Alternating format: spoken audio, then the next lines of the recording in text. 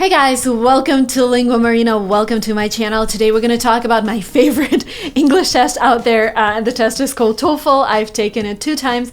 The first time I took it was back in 2015 when I was applying for my master's in MBA in the US, and I scored 117 out of 120. And the second time I took it was last year, and I took it from home in order to experience the whole TOEFL from home experience, and I scored 115 out of 120. And both times, so the first time I prepared for 10 days because TOEFL was my second exam I needed to take. The first one was GMAT, and I just realized GMAT is like so hard, and I didn't have a lot of time, so I mostly spent my time preparing for GMAT, and then in 10 days I had TOEFL, so I just had 10 days to prepare for the TOEFL exam. And the second time around, when I took my TOEFL test from home, because I didn't have a goal of being accepted to Harvard with that score, I didn't really prepare at all. I just read about the home test experience, and I went there, and again, I scored 115. Of course, the first preparation helped me, but anyways, the thing is with TOEFL, you don't need to spend months preparing for the exam. You need to spend, I would say, 2 weeks if you are above intermediate. But one thing I wanted to note is that TOEFL really measures your ability to speak and use English. And if you are a beginner, you won't be able to score 100 plus. That's the thing, right? It's very important that you already have the level of English that you need on your TOEFL test. So if you're intermediate, you won't be able to score 100 plus. You need to be a very strong upper intermediate / advanced person to score 100 plus. At the same time, the majority of universities would require 80 plus. So it's somewhere between intermediate / upper intermediate, and you're good there. But before we dive into the video, this is something really important. I'm going to talk about the tips that I've used. I'm going to recommend some resources. But if you're a beginner hoping to score 100 plus on TOEFL in 2 weeks, it is not gonna work. Nothing's gonna work. Your English needs to be on a good level, and all of the TOEFL preparation is just getting acquainted with the tasks, getting some templates. Like templates, they help me 100%. Just having a template for speaking in your head, having a template for writing, for note-taking in your head, that helps a lot because you're so stressed during the exam. We're gonna talk about that. But again, there is no magic pill here. We're just gonna go through tips that you can follow if your English is good enough. If it's not good enough yet, then, switch off this video, take general English class, and then come back once you're ready to take TOEFL. But TOEFL preparation cannot take 6 months. That's like too much. 1 month, 2 months maximum. If you require more time, that might indicate that your English level is not good enough. But again, I'm not a professional teacher. This is just my opinion as a student, as a person who's taken TOEFL, and as a person who's been learning English since, oh my god, 1994, since I was 4. Okay, let's do it. Quick addition. I think you need a list of phrasal verbs. Phrasal verbs, the ones that you cannot translate, so you have to learn them. And in TOEFL, not only would you hear them in every single section, but the test makers expect you to use them in the writing section. So you really need to be good with phrasal verbs. You need to know what they are, how to use them, when to use them, and not mix them up. So we created a free PDF with phrasal verbs that are useful for TOEFL, and not just for TOEFL, because we're not learning English just to take TOEFL. We learn English to improve our lives. The PDF is down below, is completely free. Please download it. Please take notes of all the phrasal verbs that are new for you. Print it out, highlight the phrasal verbs with a highlighter, the ones that you don't know, and learn them and start using them. The PDF is free, the link is down below. Feel free to download it and start practicing right away. Tip number 1 is to just get familiar with the test. Now let's look at the table. We have a reading section that lasts from 54 to 72 minutes, and sometimes you get lucky. Sometimes you just get extra tasks in each section, and they don't count towards your final score. They're just for the test takers to test some tasks. But the thing is, you will never know. And I ended up having a longer reading section on my first test, and when I realized I'm getting a third text, I was like, no, please. Because reading, for me, is the most exhausting part. You need to be so focused on the text and see all the details in the text. And oh my god, the questions are looking for those smaller details. So I wasn't really happy when they were testing their tests on me on my actual exam. You have 30 to 40 questions, and you read text there, passages, and respond to questions.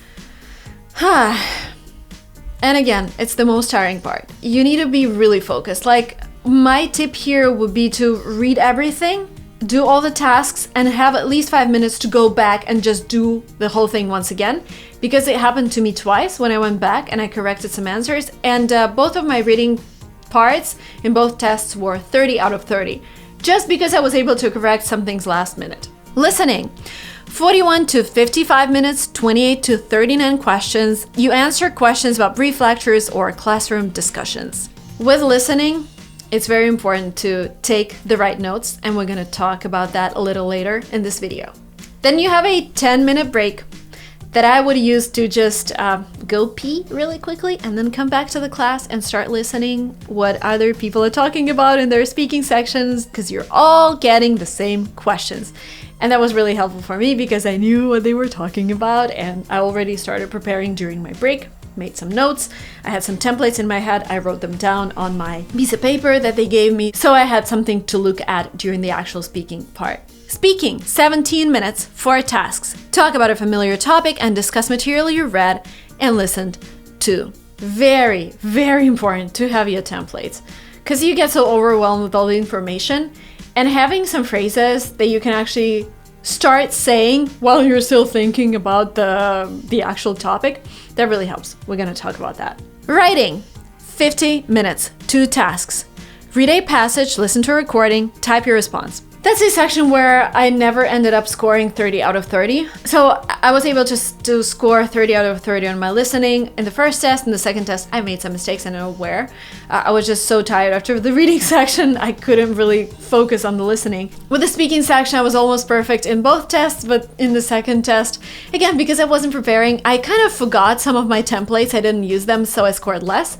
With writing, I was never able to score 30 out of 30. My friend, who's a professional English teacher, who's a native speaker, was never able to score 30 out of 30, just because with writing, they are looking for diversified vocabulary. They have some templates that they want you to use. They look for a lot of introductory phrases and words, and it's just so hard to accommodate all of their needs in the writing section. So I'm just okay with scoring like 27, 28 on that section. I would highly recommend taking a free TOEFL prep test. There is a website called TOEFL Bank, for example. You can go there and just take a couple of tests just to get the feeling of the atmosphere during the test. Because again, it is really, in terms of pressure, the pressure is really hard. And I'm a person who uses English every single day, and the reading part was so exhausting. So I really want you to go ahead and try and take the test from home, practice test, and just get the vibe of the exam.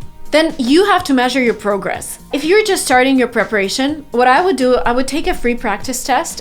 They would measure your reading and listening because they can check that automatically. And you just write down your scores, you prepare for a week, and you take another practice test and you see how much you're progressing. And I would start with the part that's the most difficult for you. If you feel that reading has been the most difficult, then start with it, because at the beginning of the preparation process, you just have a lot of energy and optimism, and start with the hardest part. And that applies to, I guess, everything in life. Start with the hardest part because it's necessary, and at the beginning you're more positive, you have more energy. And then test yourself every other week, depending on how much time you're taking to prepare, just to see whether you're progressing or not. Because if you're not progressing, then maybe the methods that you've chosen to prepare for the test are not working. Then this applies to anyone. If your test is in 2 years or in a year or in a week, read for 30 minutes every day. And please stop reading people's tweets. Please stop reading people's Instagram posts. Start reading something that's related to TOEFL. So BBC has all of those articles. Or you can go to a website, breakingnewsenglish.com. They take news and you're just able to read news in English. And this is, again, the type of text that TOEFL uses in the exam. The Economist, Discover, Nature, New York Times, The Atlantic, all of those kind of professional / cultural TV channels, super useful in terms of listening, vocabulary that they use. The hardest topic for me during TOEFL was biology. They had those biology texts almost everywhere. In reading, in listening, in writing, I had to talk about turtles and the Arctic and polar bears, and I am so bad at it.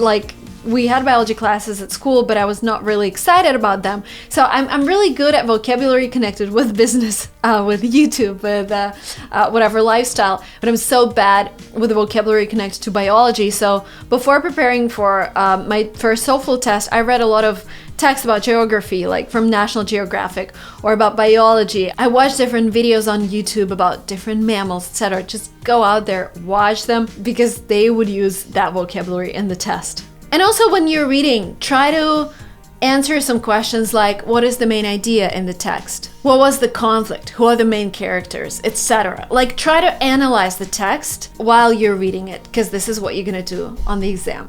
Now let's talk about the templates. First of all, templates provide you with a structure, and this is what TOEFL guys are looking for. They're looking for a structured answer. Second, they provide you with introductory phrases and all the linking words. Again, this is something they're looking for all the time. And third, they just give you time to think about the actual topic, because you know you're gonna start your phrase, your answer with a sentence. I don't know. The author in the text talks about He gives two examples of Example number 1 is, the example number 2, this is the way the author describes So those templates that I've created are a part of a course that I've created together with another professional teacher.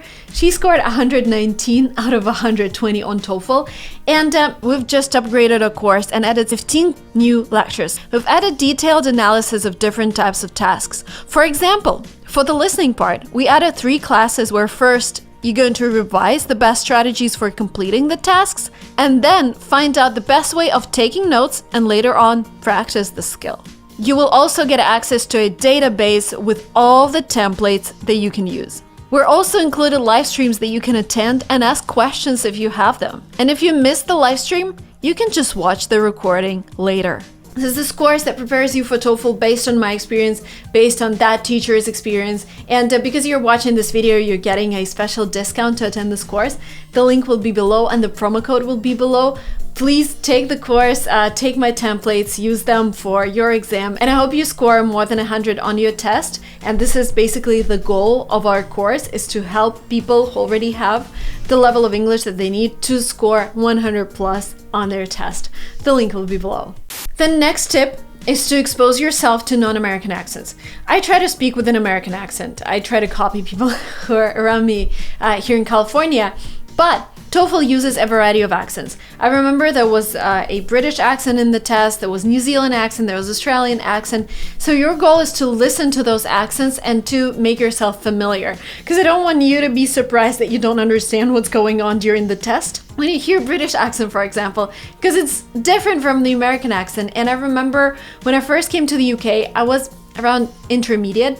I struggled to understand British people, and I just couldn't understand what they were talking about. It took me like 2 or 3 weeks to get used to the way they talk. And once I got used to the way they talked, my friend and I sat together to watch a TV show, and the TV show was in American English, and I couldn't understand a thing. I was like, why wouldn't they translate this TV show from American English to British English? Because I struggle so much.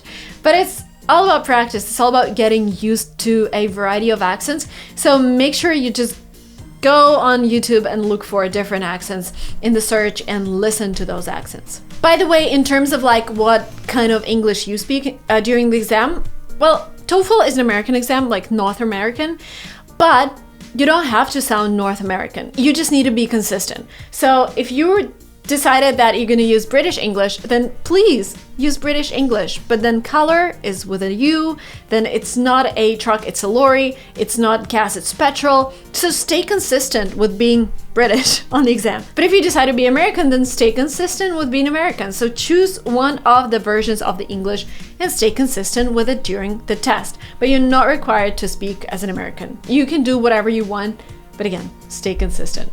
The next tip, I don't know how you can master it in 2 weeks, if your exam is in 2 weeks, but it's really important. Taking notes. So first of all, there is this home test, TOEFL home test experience.